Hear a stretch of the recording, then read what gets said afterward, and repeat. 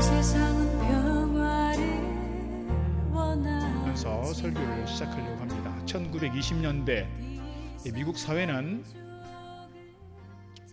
아주 혼돈스러웠고 경제적으로 큰 세계 대공황 상태였기 때문에 먹고 살기 힘든 시대였습니다.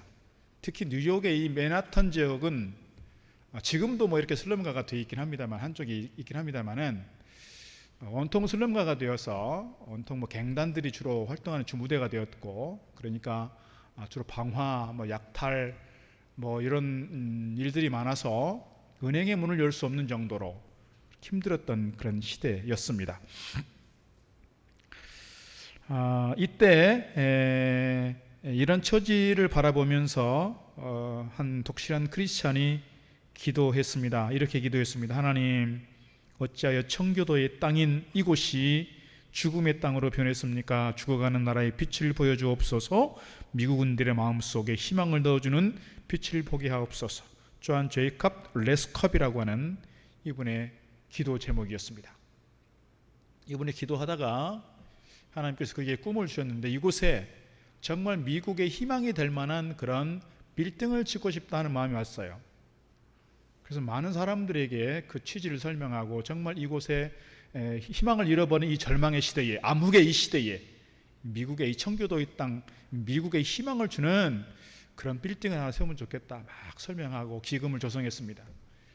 그래서 땅을 파고 공사를 시작한 지, 여러분 이 정도 빌딩이면 얼마나 걸릴까요? 상당한 시간이 많이 걸릴 것입니다. 5년 내지 10년 이렇게 걸릴지 모르겠습니다. 그러나 이분이 정말 불도저처럼 이렇게 밀어붙여서 1년 2개월 만에 이 건물이 완공이 됐습니다. 건물 중간중간 층수가 올라갈 때마다 사람들에게 이야기했습니다. 이 탑은 희망의 탑입니다. 어두운 뉴욕의 빛이 될 것입니다. 미국의 꿈이 될 것입니다. 여러분 투자해 주십시오. 이 설득력 있는 말에 많은 사람들이 참여하게 되었고 펀드가 조성이 되어서 완공이 된 것입니다. 이 완공된 건물을 보면서 수많은 사람들이 그 1931년 3월 17일이라고 하는데, 뉴욕 시민들이 그곳에 모여서 이 건물을 보면서 이렇게 얘기했다는 거예요. 뉴욕의 희망이요 미국의 꿈이다. 그때부터 뉴욕이, 이 맨하탄 지역이 이 슬럼가였던 그 범죄 이 갱단들의 주무대였던 그곳이 세계의 중심 무대로 바뀌기 시작했고, 세계의 사람들이 주목하기 시작했고, 뉴욕에 대해서 많은 사람들이 찾게 되는 중요한 장소가 됐다는 거예요. 그리고 나서 미국의 경제가 많이 회복됐다고 합니다. 이분이 제너럴 모터스와 관련된 중요한 분이기도 합니다. 사실은 이분이 이렇게 얘기했습니다. 나 때문에 미국 땅에 하나님 나라가 세워진다면 내가 전제와 같이 되어도 좋습니다. 오늘 본문에 보면 전제라고 하는 단어가 등장합니다. 이 전제라고 하는 것은 뭐냐면, 구약시대에 하나님께 제사를 드릴 때 마지막에 그곳에 포도주를 붓거나 기름을 부어서 이 제물이 막 타는 냄새가 나잖아요. 번제를 드리면 막 타는 냄새가 나는데, 포도주나 기름을 부어서 향기로운 제물이 되도록 하기 위한 하나의 과정이에요. 오늘 사도 바울이 전제를 얘기하는 것처럼 오늘 이분도 내가 정말 미국 땅에 하나님 나라가 세워지고 이곳에 청교도의 정신이, 청교도의 신앙이 다시금 회복되어 간다면 내가 전제가 되어서 내 모든 것을 희생해서라도 기꺼이 내가 감당하겠다, 그런 이야기를 했다는 거예요. 이분이 기도할 때 하나님께서 비전을 주셨고, 하나님의 기쁨이 될 만한 일이 무엇인가 생각하면서 기도했을 때 하나님께서 그에게 사인을 주셨고, 이것을 잘 감당해 가는 과정에서 하나님께 영광이 되었고 하나님께 기쁨이 되었다는 거예요. 이게 중요한 동기가 있습니다. 지금은 뭐 주인이 자꾸 바뀌고 있지만 말이죠. 오늘 이 제이컵 레스캅이라고 하는 이분은 그의 소원이 곧 하나님께 영광이 되는 것이었고, 하나님의 기쁨이 곧 그의 기쁨이 되었다는 점에서 오늘 말씀을 보면서 우리에게 주는 중요한 교훈이 있다, 이렇게 말씀드리고 싶습니다. 오늘 본문의 배경을 조금 말씀을 드리자면, 우리가 잘 아는 것처럼 빌립보서는 사도 바울이 1차, 2차, 3차 선교 여행을 마치고 마지막 이제 붙잡혀서 죄수의 몸으로 로마에 가게 되었고, 로마 감옥에 지금 투옥되어 있는 그 상황입니다. 그때 당시에 네로 황제가 통치하고 있던 그 시에 61년에서 63, 4년 정도까지 어떻게 보면 가장 포악했던 황제의 통치를 받고 있던 시대, 그 상황 속에서 기쁨을 말하기 어렵고 감사를 말하기 어렵고 행복을 말할 수 없는 그런 상황에서 오늘 사도 바울은 자기 자신을 통해서 나타나는 가장 큰 기쁨과 참 행복에 대해서, 극치의 기쁨과 행복에 대해서 얘기하고 있습니다. 이것이 17절 말씀입니다. 17절 한번 보자면 이렇게 되어 있습니다. 만일 너희 믿음의 재물과 섬김 위에, 너희는 누구냐면 빌립보 교회의 그 믿음과 빌립보 교회의 섬김 위에 내가 나를 전제로 드릴지라도, 재물 위에 붓는 기름과 향기로운 포도주와 같은 그런 모습으로 마지막 드릴지라도 나는 기뻐하고 너희 무리와 함께 기뻐하리니 너희는 또한 나와 함께 기뻐하라는 거예요. 이 상황 속에서 사실은 기쁨을 말한다는 것이 어려울 것 같습니다. 여러분, 무엇을 통해서 여러분 기쁨을 얻습니까? 내가 맛있는 걸 먹고 나서 기쁘다 말할 수 있습니다. 누군가가 나에게 좋은 선물을 사주어서 기쁘다 말할 수 있습니다. 자식들이 잘 돼가는 거 보면서 기쁘다 말할 수 있습니다. 내가 꾸려가고 있는 이 기업이 또 직장이 잘 되어갈 때 기쁘다고 말할 수 있습니다. 내가 뭔가 시험을 봐서 합격했거나 뭔가 학교를 졸업했거나 좋은 곳에 취업을 했거나 뭔가 성공을 거두었을 때 기쁘다고 말할 수 있어요.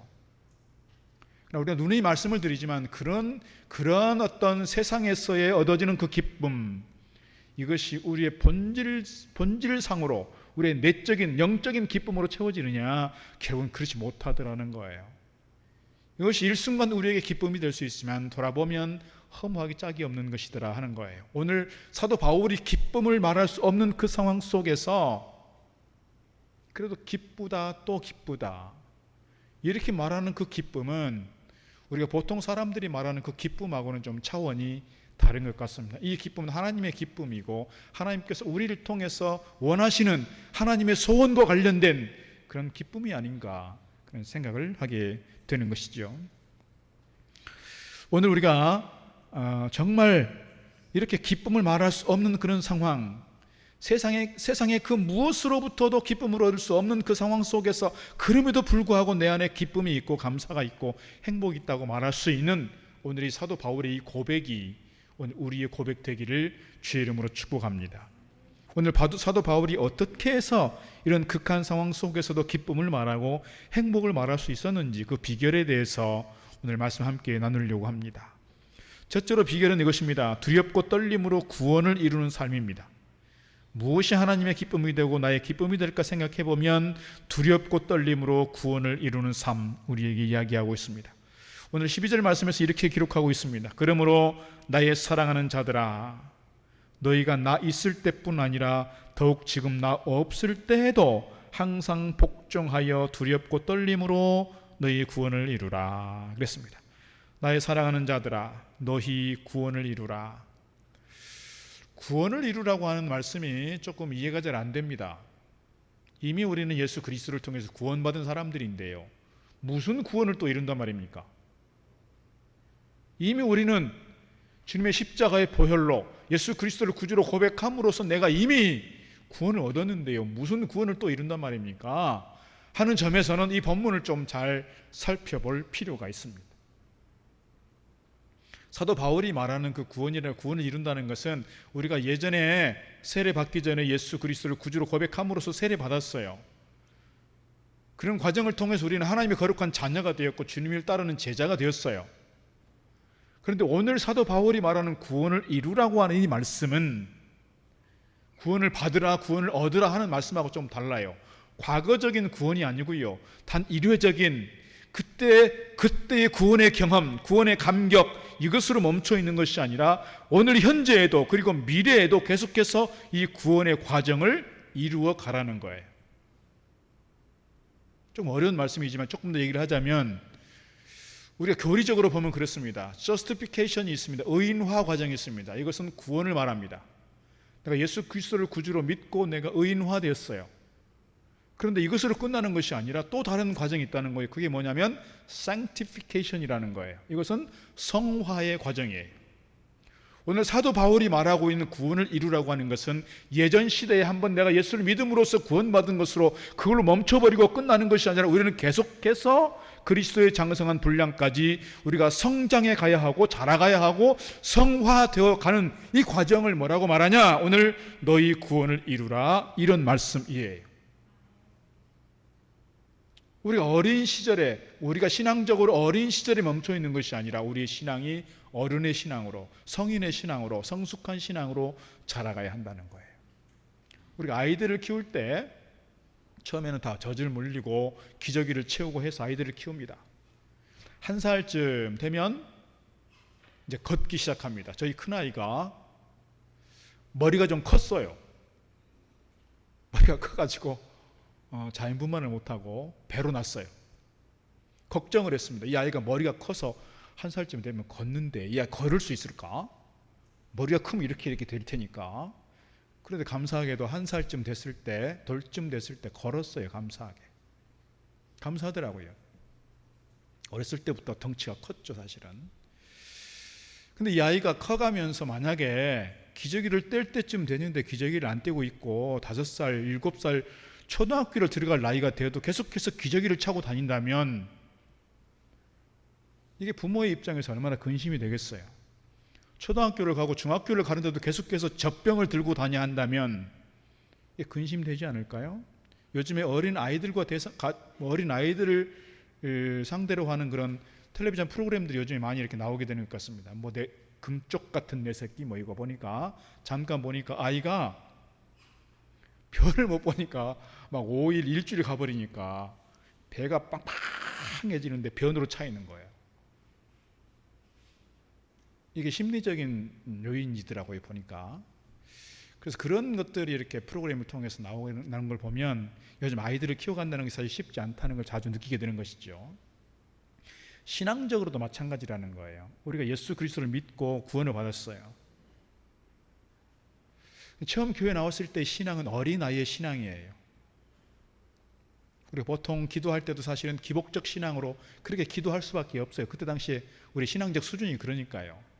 근데 교회 나온 지 10년이 되고 20년이 되고 30년이 되었고 교회에서 중요한 직분을 받았음에도 불구하고 우리의 신앙이 여전히 어린아이의 수준에 머물러 있다면 우리 아버지 되신 하나님께서 우리를 보시고 그렇게 기뻐하시지 않을 것 같습니다. 염려하시지 않을까요? 근심하시지 않을까요? 이 사람이 신앙적으로 좀 성장할 때가 됐는데, 좀 뭔가 큰 일을 할 때가 됐는데, 뭔가 어른스러워질 때가 됐는데 여전히 어린아이처럼 떼를 쓰고 있고 어리광을 부리고 있고 불평불만하고 있다면 하나님께서 기뻐하시지 않을 것 같습니다. 오늘 사도 바울이 이 부분에 대해서 얘기하는 거예요. 오늘 빌립보 교회를 향해서 어린아이의 신앙이 아니라 이제는 장성한 어른의 신앙이 되어서 계속해서 성화의 과정을 통해 앞으로 다가올 미래적 구원, 영원한 구원, 완전한 구원을 이루도록 하라는 그런 말씀을 우리에게도 주고 있는 것이죠. 그래서 오늘 사도 바울은 계속해서 그들에 대해서 잘 자라갈 것을 이야기하고 있다는 거예요. 오늘 우리가 믿음의 사람들로서 멈춰있는 신앙이 아니라 계속해서 성장함으로써 우리 아버지 되신 하나님께 기쁨이 되고 영광이 되기를 주의 이름으로 축복합니다. 우리가 정말 구원 얻은 자의 감격이 있고 구원 얻은 자의 어떤 그러한 기쁨이 있다면 우리가 세상의 그 무엇 때문에 이리힐비하지 않는다는 거예요. 사람들은 뭔가 이렇게 가지게 되고 성공하게 되고 누리게 되면 기쁨이 있지만 뭔가 잃게 되면 어떻습니까, 여러분? 건강을 잃게 되고 물질을 좀 잃게 되고 자리를 잃게 되면 사람들은 되게 아파하고 슬퍼하고 불쾌해하고 불평하게 됩니다. 그러나 오늘 우리의 구원을 이루라고 말할 때 세상에 그 무엇을 얻는다고 해서 막 기뻐하고 뭔가를 잃는다고 해서 막 죽을 것처럼 그렇게 절망하는 것이 아니라 그럼에도 불구하고 우리 안에 예수 그리스도를 통한 구원의 감격이 있으니 이것으로 인해서 우리가 그럼에도 불구하고 평안을 누리고 그럼에도 불구하고 기뻐할 수 있고 그럼에도 불구하고 감사할 수 있다는 것, 이것이 뭐냐? 어린아이의 신앙이 아니라 성숙한 신앙이라는 거예요. 오늘 우리가 좀 잘 돌아볼 수 있으면 좋겠어요. 내가 참 누구 때문에 막 기뻐하고 누구 때문에 무엇 때문에 막 기뻐하다가 뭔가를 좀 손에서 놓아지면 뭔가 자리를 좀 이렇게 놓게 되면 뭔가 좀 나에게서 떠나간다고 생각되면 죽을 것처럼 절망하고 실망하고 우울해지고 그러고 있는 내 모습이라면 내 신앙의 수준이 정말 여전히 내 안에서 이루어지고 있는 구원의 감격이 식어져 있고 냉랭해져 있고 떠나가 있는 것은 아닌가, 우리가 좀 돌아볼 필요가 있다는 거예요. 우리가 정말 구원의 감격을 가지고 있고 지금도 여전히 나를 통해서 구원이 이루어져가는 과정이라면 세상에 그 무엇 때문에 일희일비하지 않는, 여전히 내 손에서 뭔가 좀 빼앗아 가고 내가 좀 뭔가 놓칠 수밖에 없는 상황이 되고 내가 뭔가 잃었다 할지라도 그럼에도 불구하고 내가 흔들리지 않는 믿음을 가지고 평안함을 유지할 수 있고 신앙적 단단함을 가지고 주님을 섬기는 믿음의 용사가 되어야 할 줄로 믿습니다. 오늘 저와 여러분 가운데에 이러한 성숙한 신앙의 모습이 아름답게 드러나기를 주의 이름으로 축복합니다. 오늘 두 번째 드리고 싶은 말씀은요, 하나님의 흠없는 자녀로서 세상에 빛을 내는 삶입니다. 오늘 13절로 15절 말씀에서 이렇게 말하고 있습니다. 너희 안에서 행하시는 이는 하나님이시니 자기의 기쁘신 뜻을 위하여 하나님의 소원을 두고 행하게 하시나니, 하나님의 소원이 우리에게 있다는 거예요. 14절 모든 일을 원망과 시비가 없이 하라. 이는 15절 너희가 흠이 없고 순전하여 어그러지고 거스르는 세대 가운데서 하나님의 흠 없는 자녀로 세상에서 그들 가운데 빛들로 나타내매 그랬습니다. 오늘 사도 바울이 처해 있는 상황은 앞서 말씀드린 것처럼 로마 감옥에 투옥되어 있는 상황에서 재판을 기다리고 있습니다. 재판을 기다리고 있는데 긍정적인 신호가 오지 않습니다. 하나님의 사인이 오지 않습니다. 네로의 통치 아래서 믿음의 사람들이 이 믿음을 지켜가기 위해서는 목숨을 걸어야 하는 이 순교의 시대, 이 죽음을 불사해야 되는 이러한 시대에 그렇게 복음을 전했던 이 사도 바울에 대해서 로마 정부가, 황제가 가만둘 리가 없는 거예요.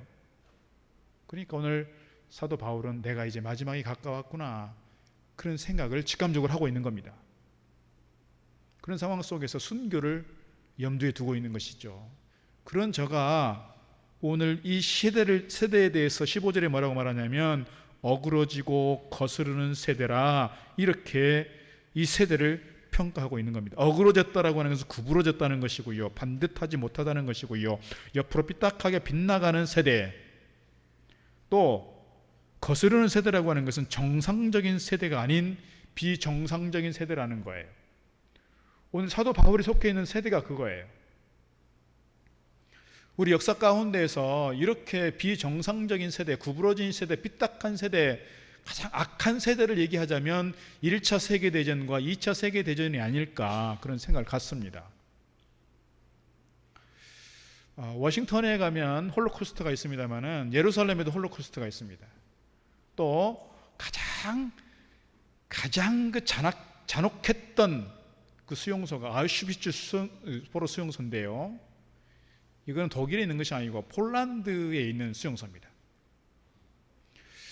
이 유대인들이 이 독일군에 의해서 600만 명이나 삭살당했다고 하는데요, 이렇게 홀로코스트에 가면 이렇게 신발들만 쭉 모아놨고요, 또는 안경들만 쫙 모아놨고요, 또 머리털만 쫙 모아놨고요, 옷들을 쫙 모아놨고 이렇게 돼 있어요.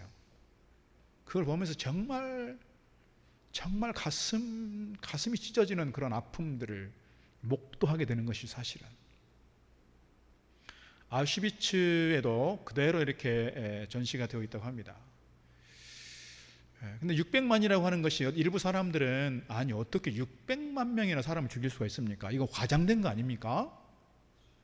그런데 유럽 사람들이 가지고 있는 중요한 특징 가운데 하나는 뭐냐면요, 기록의 문화예요. 기록의 문화. 그러니까 포로 수용소에 잡혀온 사람들의 이름을 다 적어놓는 거예요.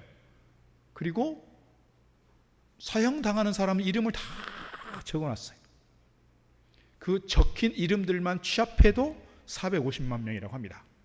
그리고 150만 명 정도는 실종 내지는 뭐 이렇게 행방불명 뭐 이렇게 돼서 600만 명 정도를 이렇게 추정을 하는 겁니다. 그 아우슈비츠 포로 수용소에서 150만 명이 죽었습니다. 근데 정말 사람들이 이렇게 악랄할 수 있다라고 느끼는 건 뭐냐면, 이쪽에서는 이렇게 사람을 태워 죽이고 가스실로 죽여요. 가스실에서 죽여서 태워서 죽이겠죠. 그리고 이 벽이 하나 있으면 벽에서 이 10m, 그러니까 여기서 이렇게 사람을 죽이고 태우는 곳이 있다면 거기서 10m밖에 떨어져 있지 않는 벽 너머에는 뭐가 있냐면 독일군 장교들이 연회를 베풀고 춤을 추며 노는 그런 장소가 있다는 거예요. 100m가 떨어져 있는 것도 아니고요, 10m 떨어져 있는 담 너머에 사람들 그렇게 수십만 명을 죽이고서 그곳에서 자기들끼리 먹고 마시고 즐기고 춤추며 노래하는 곳이 있다는 거예요. 인간이 어떻게 이럴 수 있느냐는 거예요. 인간이 이렇게 비인간적이고 이렇게 악랄한 세대, 오늘 사도 바울이 속해 있는 그 세대가 아닐까, 그렇게 생각할 수 있습니다. 어떻게 그렇게 네로는 로마에 불을 질러놓고 이것을, 이거 뭐 역사적 기록이라고 볼 수 있겠죠.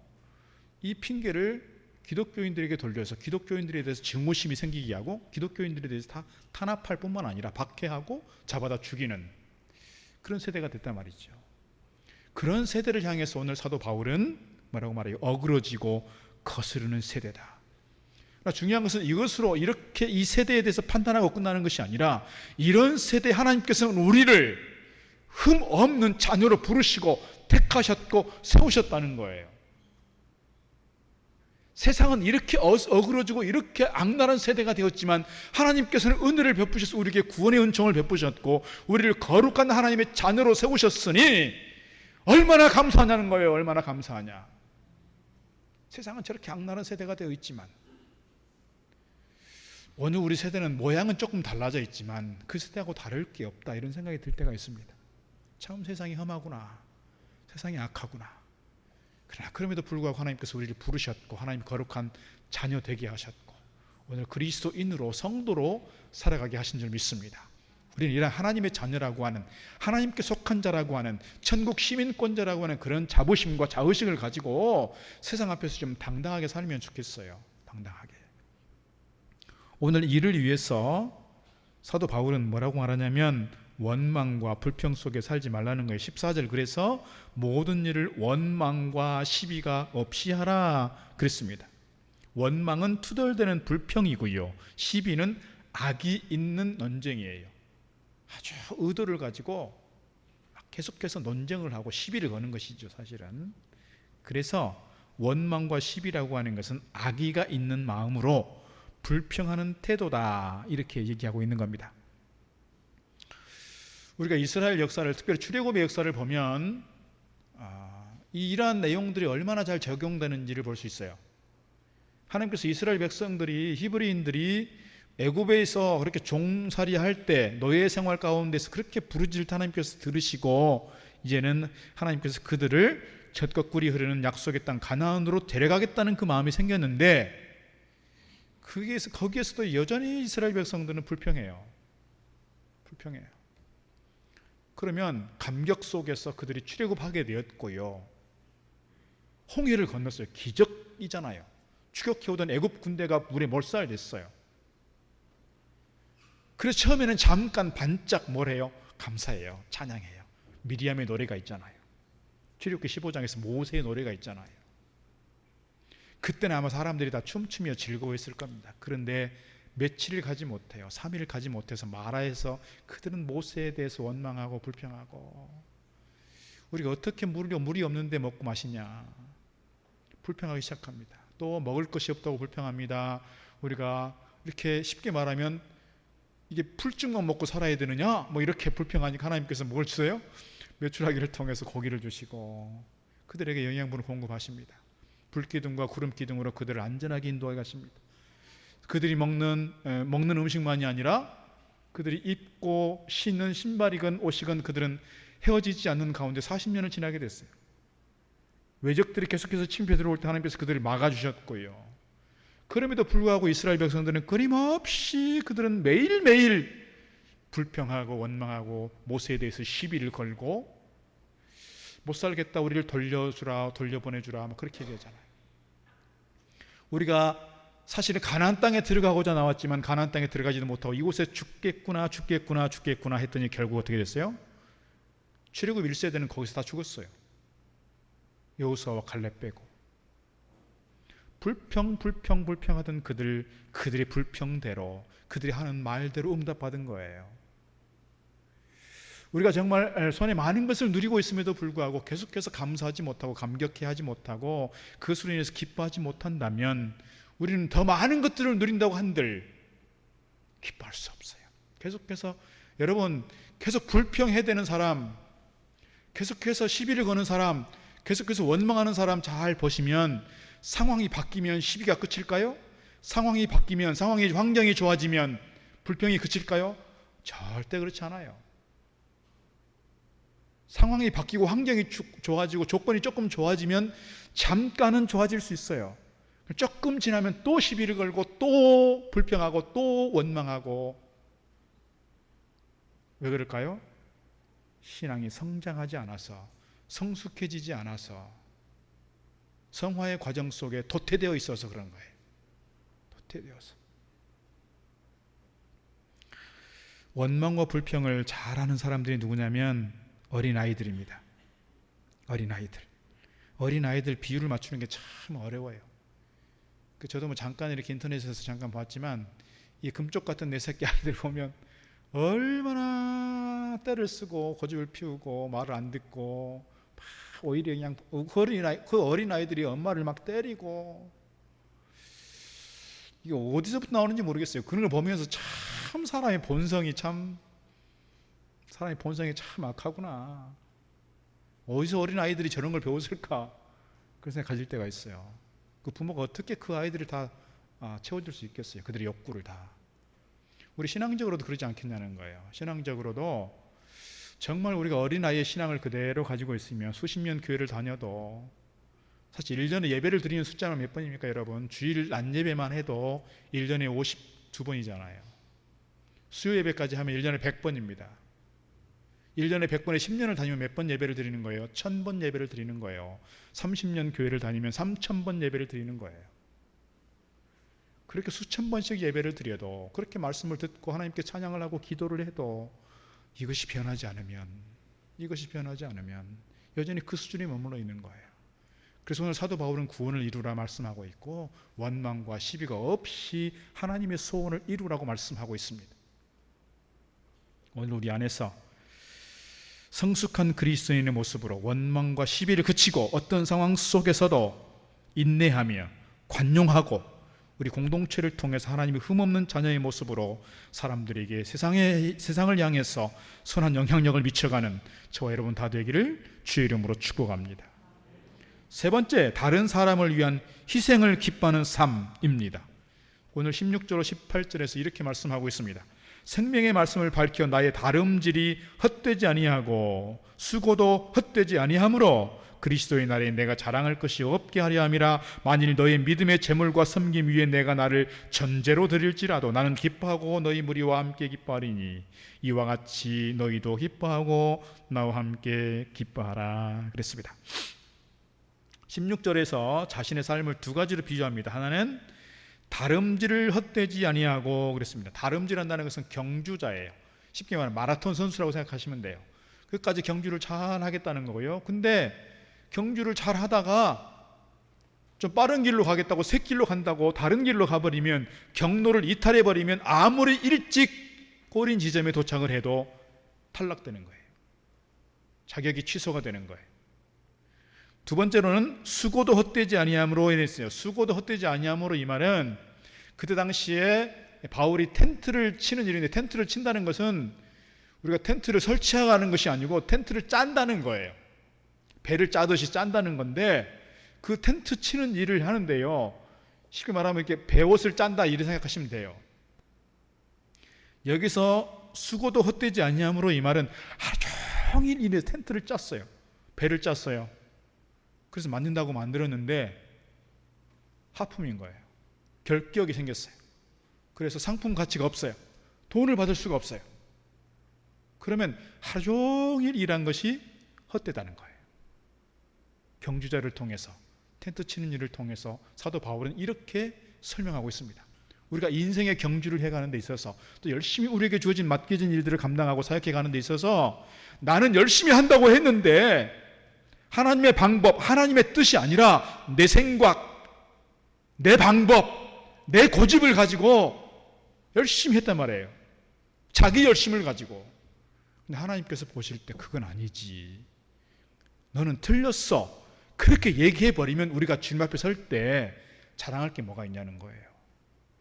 그래서 오늘 주님께서 오늘 사도 바울을 통해서 나의 다름질이 헛되지 아니하고 수고도 헛되지 아니함으로 그리스도의 날에, 주님 만나는 그 날에 내가 자랑할 것이 있어야 되지 않겠느냐는 거예요.